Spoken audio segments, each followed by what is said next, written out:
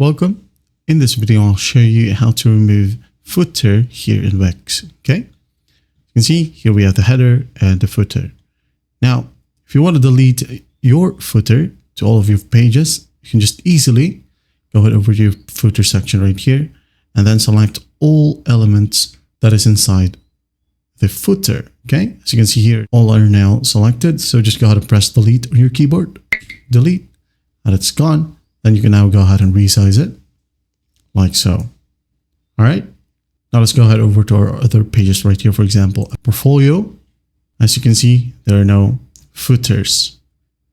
About, none. Back to the home screen right here, no footer as well.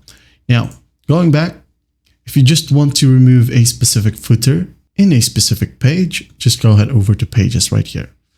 But first, I'm gonna undo the changes, okay? So it's back. So go ahead over to pages. Now select the page, for example, portfolio, okay?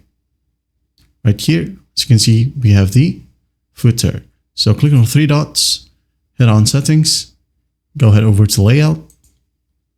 And as you can see here, we do have the option, but the problem is it will include the header, okay? But don't worry, there's a workaround. Just select it. As you can see, both are gone. Once that's done, just close this tabs, okay? Now from here, the best thing is that you can go ahead and add elements, all right? Like a section or create a new header for this specific page, all right? Add a section, design section, right here. For example, this one. Just drag and drop, and here you have the header, and below we don't have any footer.